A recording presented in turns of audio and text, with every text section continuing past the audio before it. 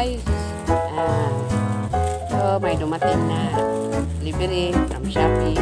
Unboxing tayo ngayon. Wow! So order ko to. Lagayan ng hose sa labas ng bahay namin. Yung in-unbox ko dati yung hose na binili ko. Ito, nagbili rin ako ng lagayan para hindi yun maano sa sana yung hose.